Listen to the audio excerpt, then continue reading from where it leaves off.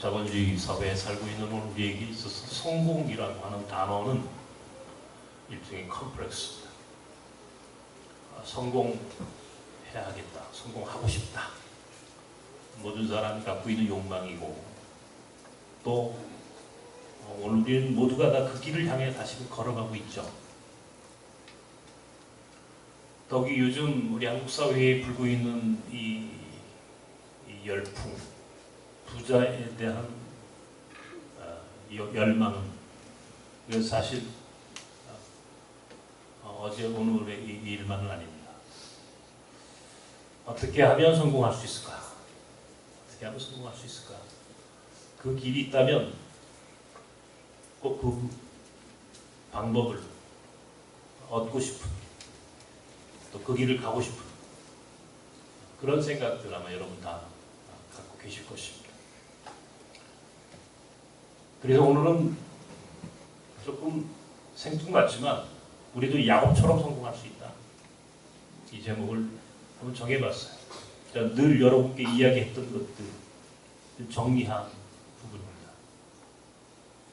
사실 성경 안에서 가장 성공한 사람을 뽑으라고 한다면 대표적으로 야곱이라고 하는 사람입니다. 오늘 창세기 39장에 나오는 본문에서 야곱은 얼마나 많은 축복을 받았는지, 얼마나 큰 성공을 이루었는지를 우리가 알 수 있습니다. 하나님은 그의 이름을 야곱에서 이스라엘로 바꿔주셨어요. 야곱이라고 하는 이름은 사기꾼이라는 이름, 별로 좋지 않은 이름이에요. 그 이름에서 이스라엘, 하나님과 싸워서 이긴 대표적인, 정말 역사에, 이스라엘이라고 하는 역사에 변곡점을 이룬 얼마나 축복된 이름을 얻었습니까? 뿐만 아니라 그는 12명의 아들을 뒀습니다. 그 12명의 아들이 바로 이스라엘 민족의 시조예요. 바로 12지파의 시작이 됩니다. 다시 말하면 야곱이라고 하는 사람, 그 한 사람을 통해서 이스라엘 민족의 12지파가 시작되는, 어떤 측면에 있어서는 오늘 이스라엘의 원조가 된다. 세 번째로는 그런 엄청난 부를 축적한 큰 부자의 성공한 사람의 대표 인물이 되었습니다. 외삼촌 라반의 집에서 그가 오랫동안 이제 목동으로 일을 하면서도, 그런 가운데서도 그는 상상할 수 없을 만큼의 큰 축복을 얻었고, 그것을 가지고 자기 고향으로 돌아가는 그런 위대한 성공한 사람의 삶을 살았던 사람입니다. 그러니 보십시오. 야곱은 인간적으로 가장 성공한 사람, 가장 축복받은 사람, 바로 그 삶을 살았던 사람이다. 어떻게 하면 우리가 야곱처럼 살면 틀림없이 우리도 성공할 수 있고, 야곱처럼만 살면 우리도 한 일가를 이루고, 야곱처럼만 살면 우리도 분명히 이 세상에서 축복받는 인생을 살 수 있지 않겠습니까? 그렇다면 오늘 야곱을 배워야죠. 도대체 야곱이 어떤 삶을 살았기에 야곱이 그렇게 성공할 수 있었을까? 오늘 야곱만 제대로 배우고 야곱의 성공의 길을 따라가기만 하면 우리도 야곱만큼이나 성공할 수 있는 사람이 된다. 야곱만큼이나. 그러고 싶지 않으세요? 대답도 없고. 추석을 잘못 보내셨어요? 별로 안 좋은 기억이 많아요, 추석에? 싸우셨어요?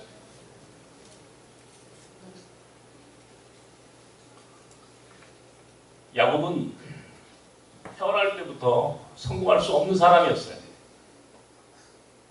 상속권을 받지 못하는 이스라엘의 문화에 의하면,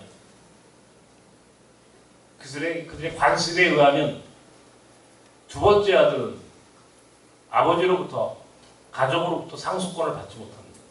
두 번째 아들이에요. 차자예요. 형 에서, 쌍둥이 형제. 근데 운명이라는 게 이게 얼마나 웃기는 겁니까? 쌍둥이 형제인데 에서가 먼저 나왔어요. 에서가 먼저 나오니까 야곱은 그 어머니 리브가의 태중에서도 더 성공하고 싶었던 거예요. 축복받고 싶었던 거예요. 그러니까 형의 발목을 붙잡고 나왔다 그랬어요. 발목을. 먼저 나오려고 했는데 이게 지 맘대로 되느냐고요. 지 맘대로 안 되잖아요. 안 돼요. 형이 먼저 나왔어요. 에서가. 두 번째 아들이 되고 보니까 이게 운명적으로 그런 상속권을 받을 수가 없어요. 더욱이 아버지 이삭의 사랑을 독차지했던 것은 형이에요. 에서예요. 아버지로부터 축복 기도를 받아서 축복권도 얻어야 되는데 그것마저도 그렇게 간단한 일이 아니에요. 그래서 별 수작을 다 부려봤어요.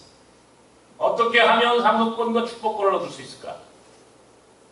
형에게 팥죽한 그릇으로 상속권도 사보기도 했고, 아버지를 속여서 축복권을 얻으려고도 했지만, 그렇게 해서는 야곱이 결코 성공할 수 없다는 겁니다.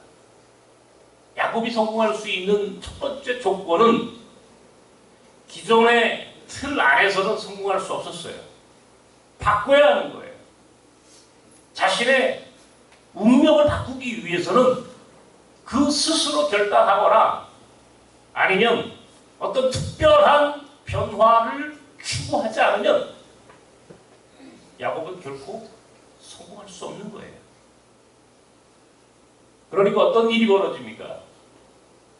그는 자기 집에서 머물러 있기를 이제 포기합니다.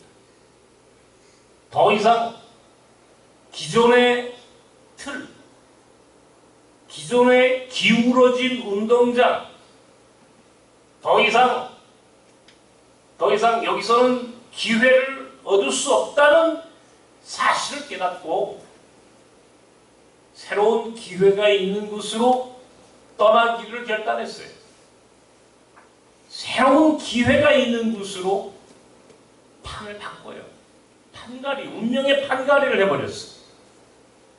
집에 머물던 아버지와 어머니와 그 가족이 머물던 곳으로부터 그는 떠나서 새로운 광야길로 나갑니다. 전혀 가보지 않은 길, 전혀 예상할 수 없었던 새로운 미지의 땅으로 그 스스로 발을 옮겼어요. 이게 바로 야곱이 성공할 수 있는 첫 번째 조건이에요. 환경을 바꾸는 거예요. 여러분 삶에 말이죠. 지금 요즘 우리 사회가 지금 굉장히 지금 힘들고 어려운 사회입니다. 특별히 젊은 사람들에게는 아예 기회 자체가 주어지지 않아요. 기회가 사라지는 시대입니다. 이 4차 산업혁명이라고 하는 것이 새로운 미래 사회라고 하는 것이 고용 없는, 고용을 창출하지 않는 일거리가 사라지는 사회예요. 모두가 다 로봇가 해요. 자동화 시스템으로 다 돌아갑니다. 이게 무서운 변화예요. 특별히 우리 사회는요.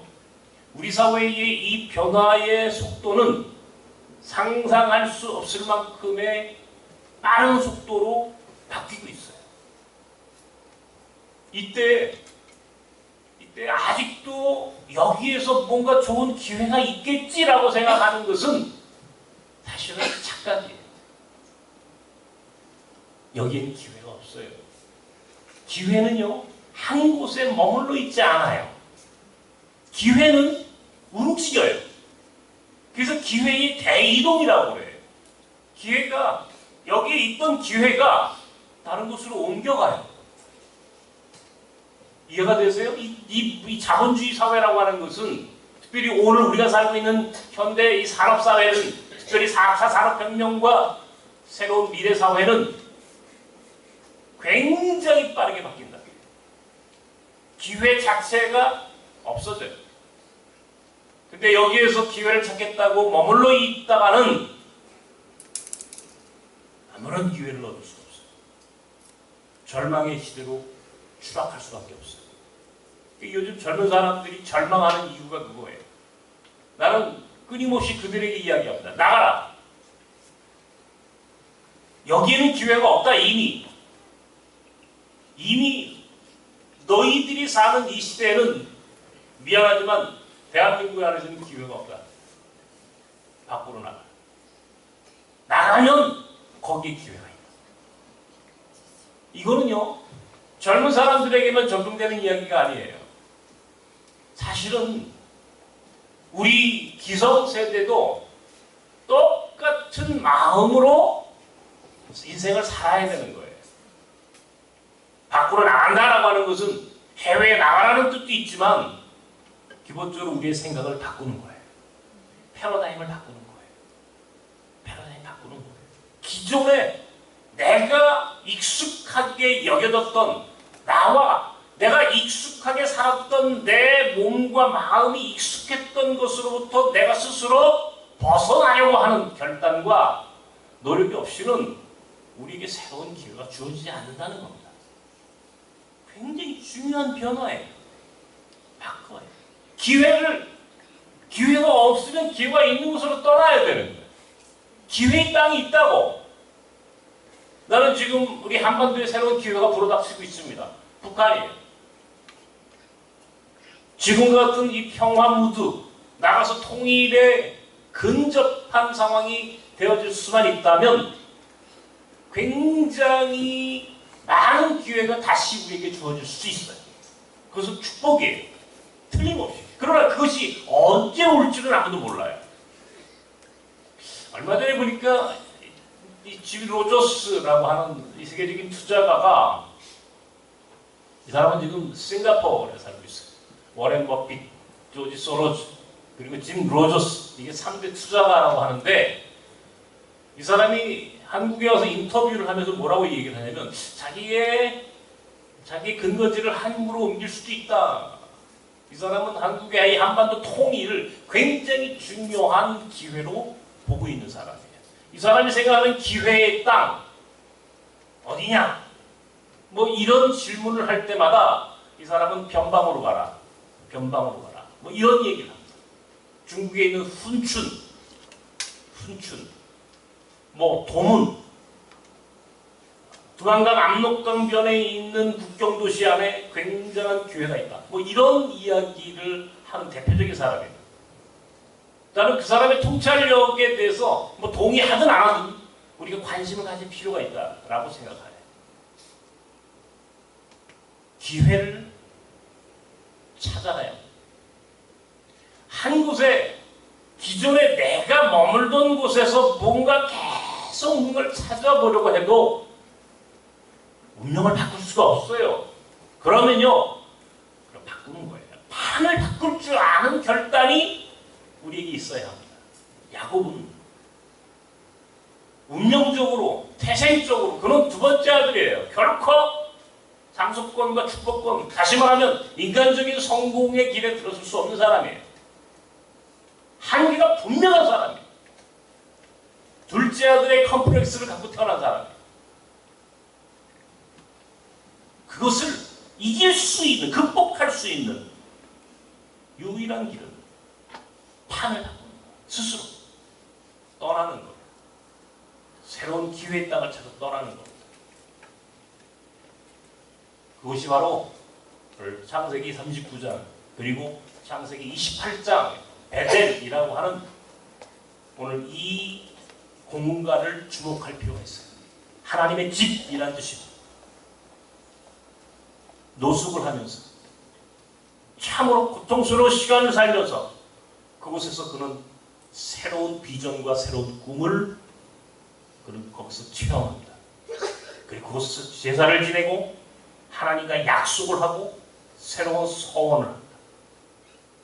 반드시 하나님이 나와 함께 하시고 나를 축복해 주실 것이라고 믿으면서 그는 그곳에서 하나님께 제사를 지내요.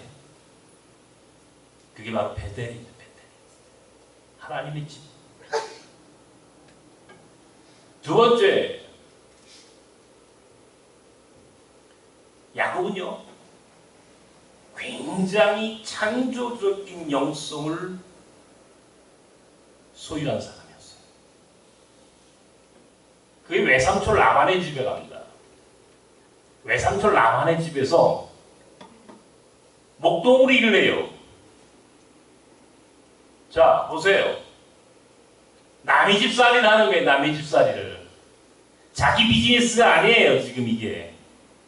자기 외삼촌의 비즈니스를 돕는 그냥 별 볼일 없는 목동이었다고요. 그런데 외삼촌이 라반이 이 야곱에게 부면하게 하는 거예요. 월급을 주지 않아요. 임금 체불을 합니다. 그냥 노예 머슴처럼 그렇게 부려먹으려고만 해요. 그러니까 야곱이 그 외삼촌 라반과 딜을 합니다. 굉장한 조건을 걸어요. 무슨 조건을 거느냐면, 외삼촌, 이제 나도 내 소유를 갖고 싶습니다. 그런데 지금처럼 해가지고는 도저히 자기의 소유를 너 늘릴 수가 없잖아요. 그러니까 라반 외삼촌에게 이야기합니다. 이 양들 가운데, 이 내가 키우는 가축들 가운데 얼룩무늬 점박이가 있는 이 점박이가 출산되면 그것은 내 것으로 해주십시오. 자, 이게 굉장히 어려운 조건을 걸어요. 여러분, 양들 가운데, 하얀 양들 가운데 점박이 있는 거 보셨습니까? 내가 몽골에 가가지고 양들을 내가 수도 없이 봤지만 점박이 있는 거 못 봤어요. 하긴 뭐 보이지 않았으니까 있는지 없는지 모르지만, 여러분 보셨어요? 눈 뜨신 분들? 진짜 있습니까? 있긴 있어요. 가끔 있어요. 그거는 희귀한 돌연변이에요. 다시 말하면 이 희귀하다라고 하는 것은 다수가 아니라는 거예요. 얼룩무늬 점박이가 있는 가축이 생산될 수 있는 확률은 대단히 적어요. 가만히 라반이 생각해보는 겁니다. 이 사람은요, 가축 키우는 도사예요. 짐승 키우는 박사라고요. 야, 저놈이 바보 같은 제안을 하는구나. 내 평생 가축을 키웠어도 가끔 100마리 중에 한 마리 있을까 말까 정도의 아주 희귀한 확률로 나타나는 돌연변이를 제 것으로 달라고? 그 정도야 내가 양보할 수 있지라고 생각을 했던 겁니다. 그러니까 그 딜에 동의를 해요. 그 협상에, 그 조건에, 그래 좋다. 네가 얼룩무늬 점박이가 나오는 건 네 것으로 해. 좋아, 가져가. 왜? 이미 라반은 경험상 그런 이미 많은 지식으로 얼룩무늬 점박이가 있는 가축은 생산될 확률이 적다는 것을 그는 이미 알고 있었어요. 이미 그의 경험과 지식으로 알고 있었어요, 라반은. 그런 라반에게 야곱이 제안한 이 제안은 사실은 굉장히 어리석은 제안인 것처럼 보입니다. 이 본문에서 우리가 찾아내야 할 메시지는 다른 게 아니에요. 창조성이에요, 창조성. 그럼 어떻게 하면 얼룩무늬 점이 붙은 점박이가 되는, 얼룩무늬가 있는 점이 나타나는 양과 염소가 생산될 수 있는지를 라반이 알고 있는 지식과 경험 너머에서 이미 그는 새로운 길을 찾아냈던 거예요. 바로 창조성입니다. 창조성. 그는 목동이에요. 양식이에요. 할 게 없어요. 할 게 없으니까 가만히 생각하고 연구한 겁니다.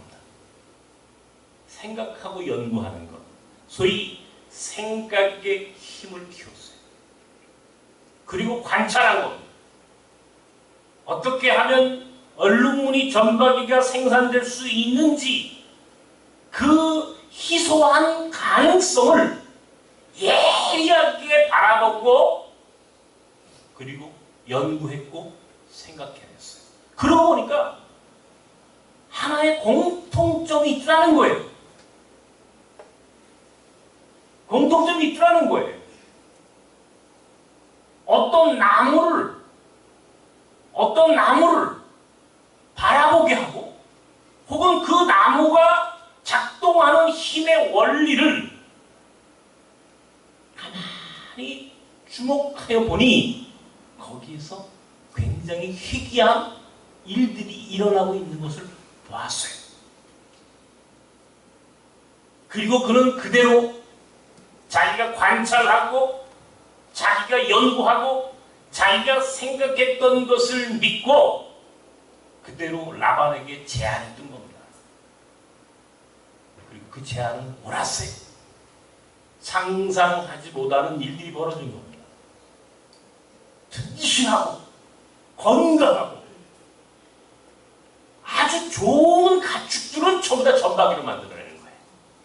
힘없고 별볼이 없고 찌질한 놈들은 전부 다 외삼촌의 것으로 만들어 버려요.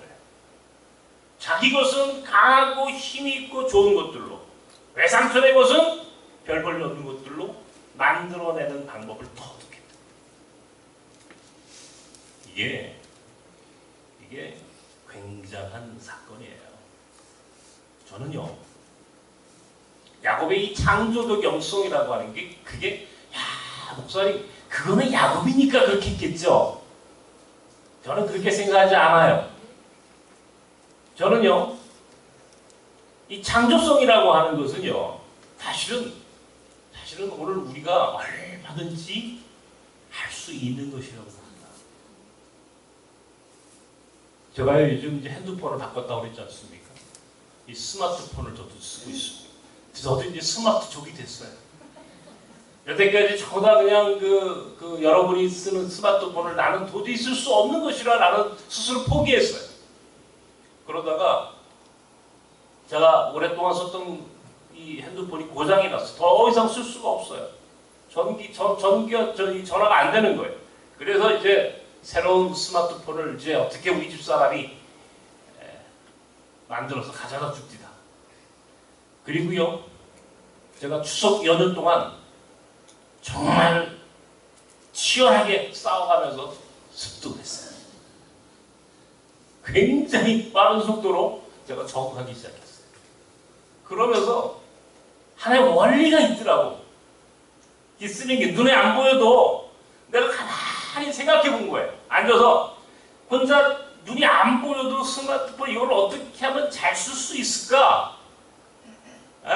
어떤 기계적인 방법으로는 내가 도저히 안 되잖아요. 안 보이니까. 기계적인 그냥 그 눈으로 보이는 사람과 비교가 안 되니까 어떻게 하면 이게 뭔가 원리가 있겠고 분명히 이 안에 나만이 내가 터득할 수 있는 나만의 비결이 있을 것 같아. 열심히 노력을 한 결과 제가 지난번에 갖고 있던 핸드폰보다 더 월등한 수준의 스마트폰을 작동하는 법을 깨달았어요. 그래서 그걸로 지금 굉장한 정보를 지금 막 수집하고 있습니다. 잠을 안 자면서 지금 그거를. 근데요, 제가 어제도 우리 큰아이하고 이제 우리 손주딸 보러 가가지고 얘기를 하면서 그런 얘기를 했습니다. 현대인들이 생각하는 힘을 다 잃었어요.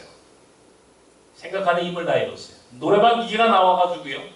노래 가사를 하나 올바로 기억하는 게 없어요. 가사도 하나 기억. 여러분 가사 기억하고 사십니까? 기억 못 하시죠? 그래도 저는 안 보이니까요. 옛날 기억했던 것이 그래도 제 머릿속에 그대로 있어요. 여러분 핸드폰 번호, 여러분 어떤 분은 자기 번호도 모르는 분들도 있더라고. 단축키만 눌러가지고 나는 우리 집사람 저 번호 외에 아는 게 없어요. 정말이에요. 단축키만 눌러가지고.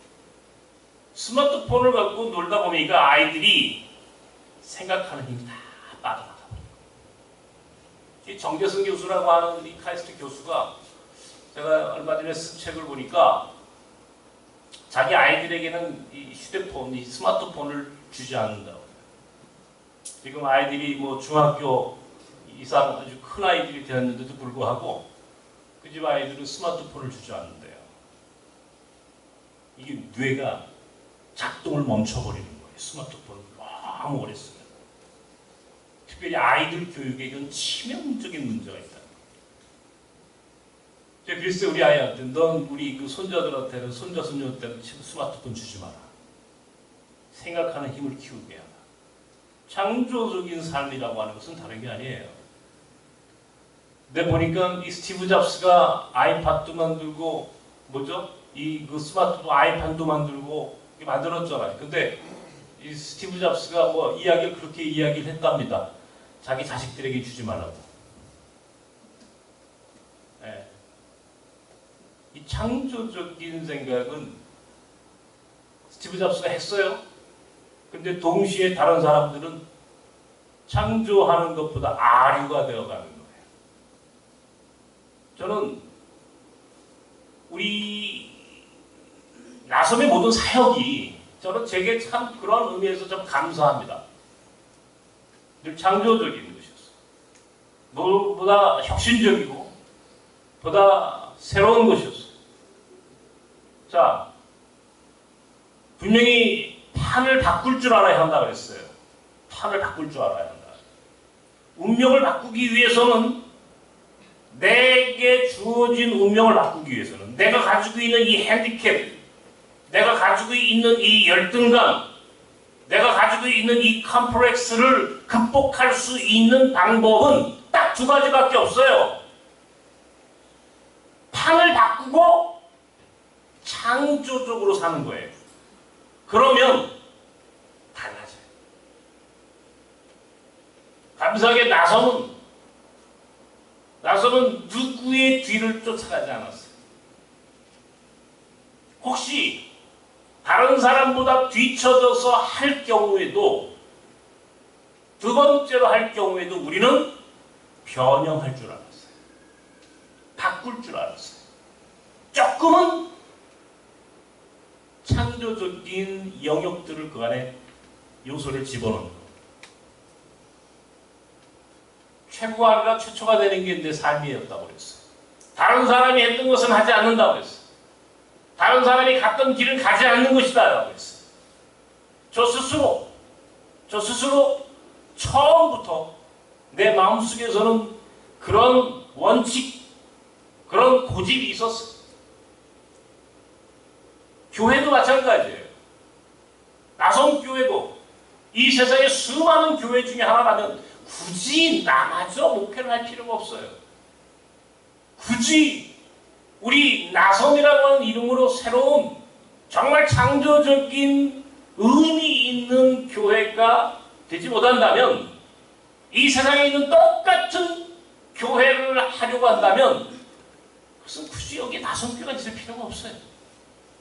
많이 생각했어요. 여러분, 저는요 요즘 굉장히 중요한 생각들을 합니다. 지난 추석 연휴 기간 동안에 저는 마음을 굳혔어요. 무엇을 굳혔냐면 이제 몽골을 넘어 아시아로 간다. 더 이상 몽골이라고 하는 국가 안에 매몰되지 않는다. 공교롭게도요, 내가 I love 몽골을 쓰고 난 다음에 그 생각이 들었어요. I love 몽골. 나는 몽골이 내 삶의 전부일 거라고 생각했어요. 근데 그것을 뛰어넘어야 한다라고 하는 마음이 들기 시작했어요. 몽골을 넘어 아시아. 새로운 판을 바꿔야 한다. 패러다임을 바꿔야 한다. 지금 불안해해요. 우리 스태프들이나 몽골학교. 내가 지금 무슨 생각을 하고 있는지 궁금한 분들이 많을 거예요. 그런데 이거는 어쩔 수 없는 선택이에요. 판을 바꾼다. 판을 바꾼다. 새로운 능력을 만든다. 새로운 기회를 난 아시아에서 찾았어요. 그리고 그것은 대단히 창조적인 것이에요. 베트남, 필리핀, 터키, 인도. 여러분, 참 감사한 게 하나님이 주신 나섬의 사역들이라고 하는 것이 그렇게 기막힌 지금 이 아시아의 시대를 예고하고 아시아의 시대를 새로운 판가리에 새로운 기회의 땅으로 만들겠다라고 하는 이 결단을 할 즈음에 오늘 우리에게는 베트남, 터키, 필리핀, 인도라고 하는 역파송 선교사들과 새로운 선교적 패러다임을 만드는 이 시작과 아주 일치하는 시기적으로 놀라운 상황을 저는 지금 느끼고 있어요. 바뀐다. 바뀐다. 새로운 기회를 난 아시아에서 찾겠다. 몽골을 넘어 아시아로 간다. 이게 제 생각. 나섬은 이제 몽골을 고집하지 않는다. 아시아로 간다. 아시아로 간다. 그리고 그 모든 사역은 창조적인 역성을 통해서만 한다. 다른 사람이 했던 길을 가지 않는다. 다른 사람이 했던 선교적인 전략을 쓰지 않는다. 하나님이 주시는 그 창조적인 역성, 마치 야곱이 얼룩무늬 점박이 양들을 만들어 생산해낼 수 있었던 것처럼 저는 지금 그것을 주목하고 있고 생각하는 거예요. 그리고 기도합니다. 하나님, 내게 창조적인 역성을 주십시오. 어떻게 하면 나섬이 공동체가, 이 공동체와 우리 학교가 어떻게 하면 경제적인 자립을 이룰 수 있을까? 한국교회 아무도 해보지 않은 도전. 다른 사람에게 의존하지 않고도 스스로 굴러갈 수 있는, 시스템적으로 굴러갈 수 있는 그런 상황을 만드는 것이 뭘까? 그래서 요새 제가 경제를 다시 공부해요. 그것도 창조적인 경제여야 한다. 선교적인 경제여야 한다. 하나님이 분명히 내게 지혜를 주실 것이고 분명히 창조적인 생각을 주셔서 나섬과 우리의 모든 사역이, 역파송을 비롯한 모든 사역이 반드시 자립할 수 있는 기회를 우리에게 줄 것이다. 나는 확신하고 있어요. 찾고 있는, 계속해서 생각하고 묻습니다. 하나님 앞에, 하나님 어떻게 해야 합니까? 내게 그 길을 가르쳐 주십시오. 어떻게 하는 것이 가장 이 마지막 때에 하나님의 이 선교 사역이, 나섬의 사역이, 나섬이 가고 있는 이 길이 지속 가능한, 우리 주님 오실 때까지 멈추지 않고 굴러갈 수 있는 그런 정말 새로운 패러다임의 선교, 새로운 선교, 목회적 패러다임을 만들 수 있는지 하나님 내게 가르쳐 주십시오라고 지금 묻고 있어요. 찾아가고 있어요. 저는 찾을 거라고 생각합니다.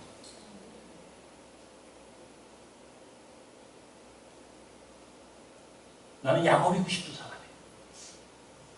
나는 야곱처럼 살고 싶은 사람. 그래서 운명을 바꾸고 싶어. 내 삶의 열등감과 내게 주어진 이 핸디캡을 완전히 뛰어넘는, 상상할 수 없는 새로운 인생을 꿈꾸며 살고 있어요. 어떻게 하면 될까? 하나님께 기도합니다. 도와주십시오, 주님. 그리고 마지막 한 가지, 참고 기다리라는 거예요. 인내할 줄 알아야 한다는 거예요. 인내할 줄 알아요. 조급하지 마라. 끝까지 하는, 끝까지 하는. 야곱은요, 그가 외손들 라반의 집에 가니까 거기 보니까 사촌 동생들이 있었어. 외사촌들이 있었어. 딸내미들이 있었어. 그때는 같은 혈족끼리 결혼을 했어요. 사촌끼리도 결혼하고 친족끼리 결혼했어요. 라헬이라고 하는 동생이 너무너무 예쁜 거예요. 야, 라헬하고 결혼해야 되겠다. 삼촌한테 얘기를 한 거예요. 삼촌, 나 라헬하고 결혼하겠어요. 그래? 좋아.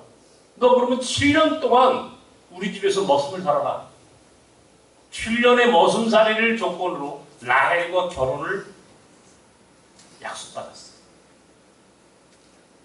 열심히 살았습니다. 7년. 여러분, 날이 7년이지. 네?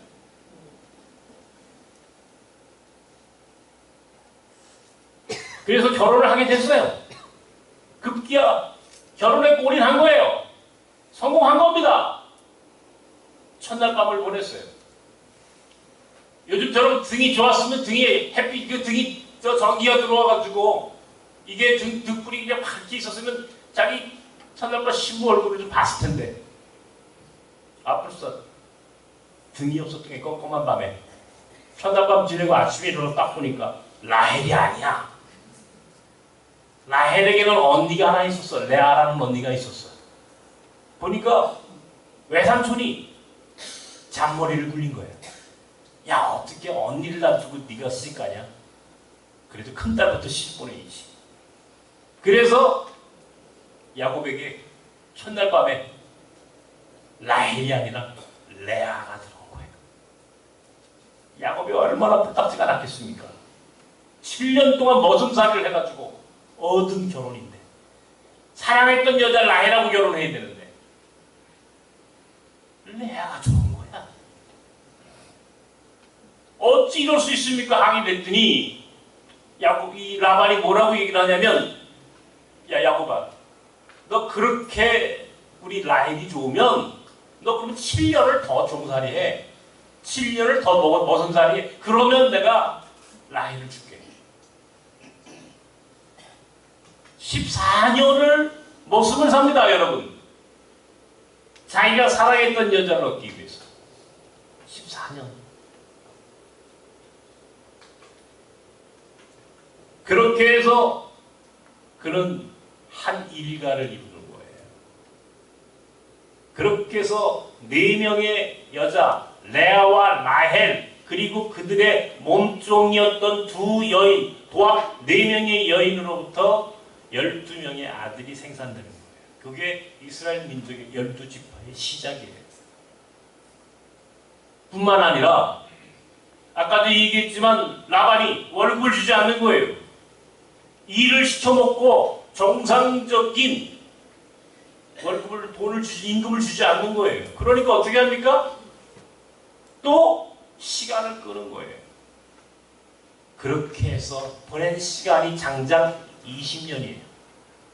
20년이 넘는 긴 세월 동안 야곱은 한결같이 자기가 얻고자 했던 축복, 자기가 얻고자 했던 성공, 그 부, 그것을 위해서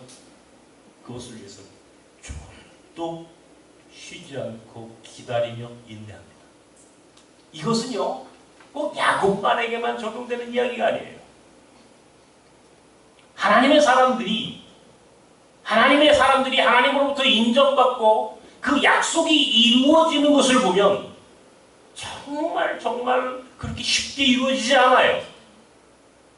아브라함은 창세기 12장에 그가 갈대아 우르를 떠났을 때 75세였어요. 하나님과 맺은 약속이 이루어지는 것은 그의 나이 100살이에요. 100살. 그로부터 25년이 지난 이후에야 그에게 이삭이라고 하는 아들 하나를 딱 주십니다. 장장 25년을 그는 그 약속을 믿고 한결같은 마음으로 살았어요.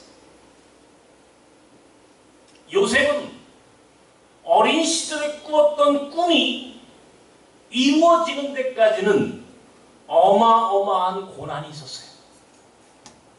남의 집 종은 물론이거니와 모함을 받아서 감옥살이를 하는 정도까지 그는 죽을 고비를 넘겨가면서 살았습니다. 그러나 한 번도 원망하거나 불평하지 않으면 물론이거니와 그는 한결같이 하나님께서 반드시 내게 이 약속이 이루어 주실 것이다 라고 하는 믿음으로 인내하고 기다립니다. 마침내 애굽의 총리까지 올라가 성공한 인생이 되었을 때에서야 비로소 하나님이 살아계신 것이 알게 되죠. 믿음이란 인내. 믿음은 참고 기다리는 거예요. 조급해서는 믿음의 열매가 맺어지지 않아요. 기다려라. 끝까지 포기하지 말고 하나님의 약속이 이루어질 때까지 기다릴 줄 아는 믿음, 인내, 순종만이 성공에 이르게 합니다. 저는 대단히 성격이 급한 사람이에요. 나만큼 성격 급한 사람은 거의 없어요. 진짜 제가 성격 급한, 요즘은 많이 줄었어요. 성격이 급하지 않아요. 그래도 저희 집 사람한테는 매일 깨져요. 그렇게 급해서 안 된다고. 근데요, 제가 아무리 성격이 급해도요, 저는 기다릴 줄 압니다. 우리 몽골학교를 처음 인가를 받을 때도, 서울시 교육청으로부터 인가를 받을 때도, 제가 I love 몽골을 읽어보신 분들은 아시겠지만 불가능했어요. 수도 없이 퇴짜를 맞았어요. 거절을 당했어요. 공무원들이 트집을 잡고 인가를 내줄 생각을 갖지 않았어요. 우리 안에 있는 모든 스태프들이 한결같이 내게 얘기했어요. 그만하자고. 하지 말자고.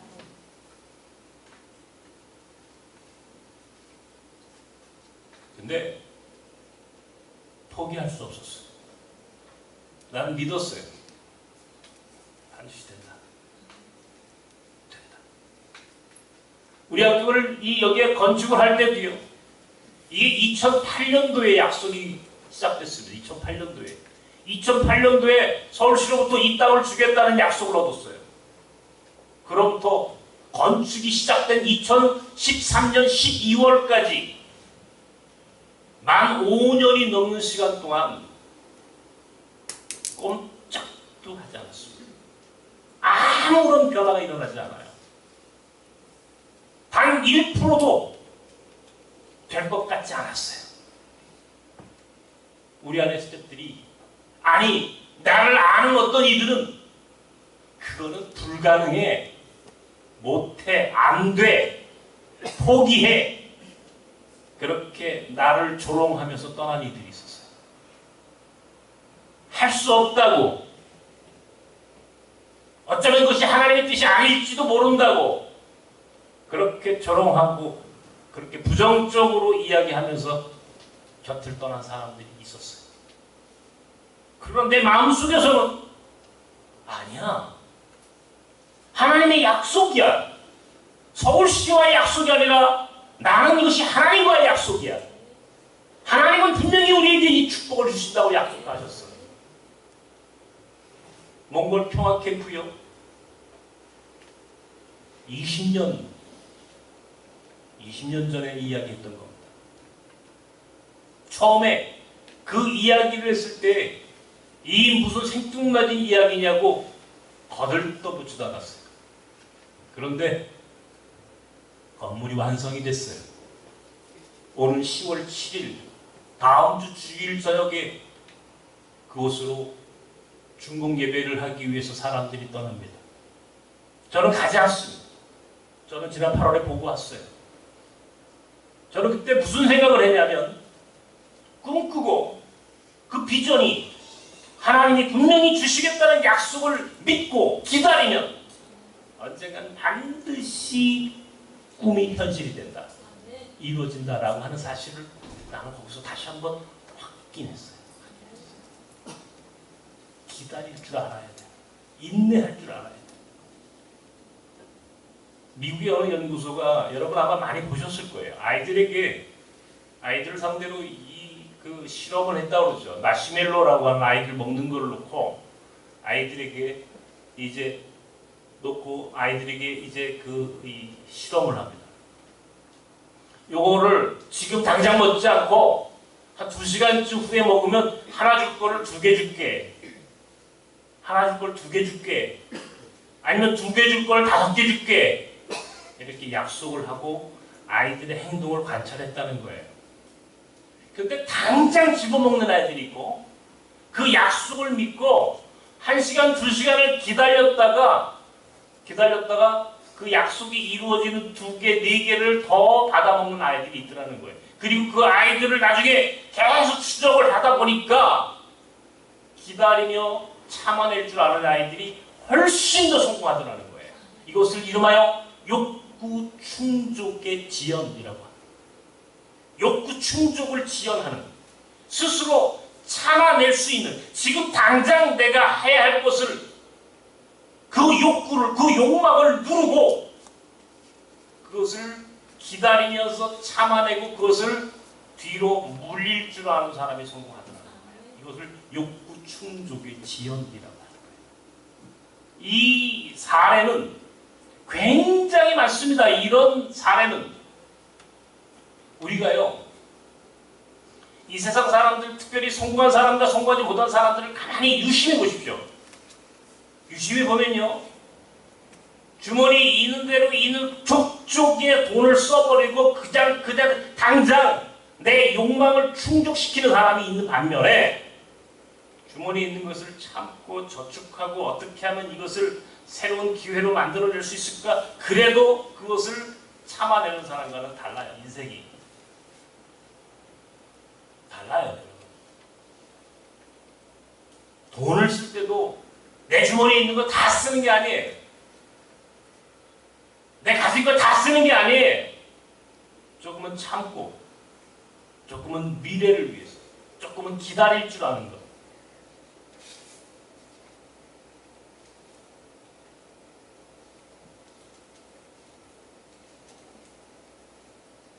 참고 기다렸어요, 야곱은.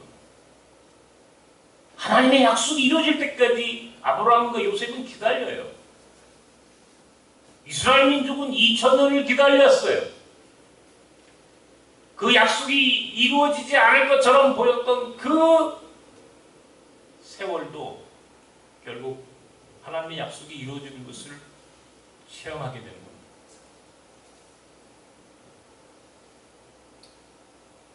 아무리 급해도, 아무리 하고 싶어도, 지금 당장 이것을 하고 싶어도 조금은 기다릴 줄 아는, 조금은 욕망을 지연시킬 수 있는 그런 능력을 우리가 가져야 돼요. 가져요.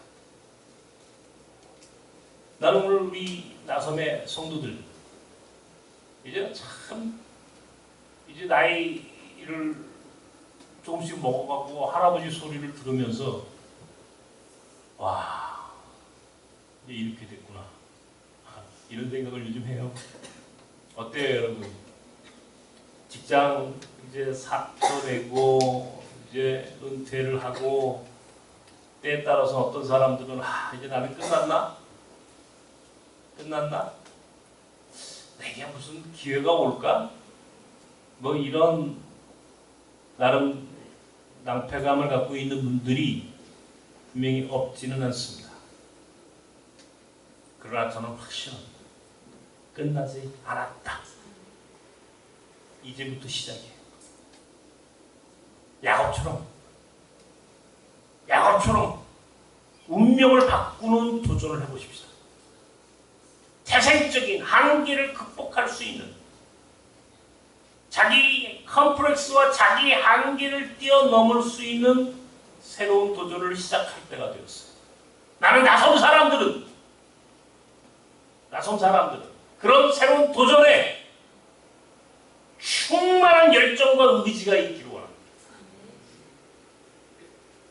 이제부터 시작이에요. 젊은 아이들은 말할 것도 없고 50 넘어 60 아니 70, 80이 돼도 no problem. 전혀 문제 없어. 전혀 문제 없어. 죽기 전까지는 기회는 여전히 있고 기회는 움직이는 거예요. 기회가 움직일 때 그 움직임의 그 상태를, 움직임이 어디로 향하는지, 움직이는 방향이 어디인지, 그리고 내게 창조적인 영성을 주시기를, 그리고 그 시간을 내 것으로 만들어, 시간을 내 편으로 만들어라, 그런 말이 있어요. 시간을 내 편으로 만들어라. 하나님이 주시는 시간을 우리가 흔히 카이로스라고 합니다. 카이로스, 하나님의 시간. 하나님의 시간은 양이 아니에요. 양적인 시간이 아니고 하나님의 시간은 대단히 질적인, 아주 퀄리티가 있는 시간이에요.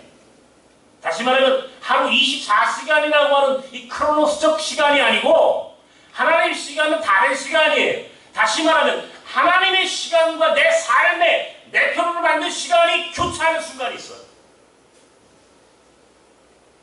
그거를 내 것으로 끌어당기는 지혜와 능력과 믿음이 우리에게 있다면 우리의 삶은 야곱, 아니 그 이상의 축복과 성공의 삶으로 바꿀 수 있어요. 반드시 바뀝니다. 이제부터 이 가을이 이제 내일부터 10월 1일이에요. 다음 주면 우리 나섬교회 창립주일이고 어쩌면 나섬 공동체의 시작이 된 날이에요. 그 전까지는 말로도 할 수 없는 시간들이었어요. 그러나 1997년 10월 5일 지금으로부터 21년 전 강변역에 작은 지하실의 골방 안에서 틀어박혀 있으면서 나는 그때 이렇게 고백했어요. 분명히 하나님의 약속이 이루어집니다.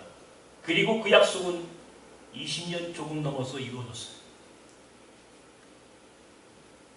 나는 그 경험, 그 체험을 이미 했어요. 이제부터 시작해요. 저는 새로운 도전을 시작할 거예요. 그러기 위해서 새로운 판을 만들 것이고 더 큰 창조적인 영성을 요구할 것입니다. 하나님이 그 약속이 이루어질 때까지 포기하지 않고 참고 기다릴 겁니다. 그래서 이 땅에 살면서 하나님의 사람들이 어떻게 살아야 하는지를 우리는 세상 사람들에게 보여줘야 돼요. 이것이 선교예요. 이것보다 더 좋은 선교와 전도를 얻는 거예요. 우리가 어떻게 살아가는가, 내가 어떻게 이 한계를 뛰어넘고 내 컴플렉스와 내 열등감과 내 장애를 뛰어넘고 더 위대한 인생으로 살 수 있는가를 보여줄 때만이 하나님의 살아계심이 증명된다라고 하는 것을 나는 알고 있어요. 그렇게 살아내야 합니다. 그것이 오늘 여기에 있는 저와 여러분에게 주어진 책임이고 의무예요. 그리고 우리는 반드시 야곱처럼 성공할 수 있습니다. 믿음을 굳건히 붙잡고 함께 성공의 길을 나선 저와 여러분이 되길 주님의 이름으로 축원합니다. 하나님, 우리도 야곱처럼 성공할 수 있음을 믿습니다.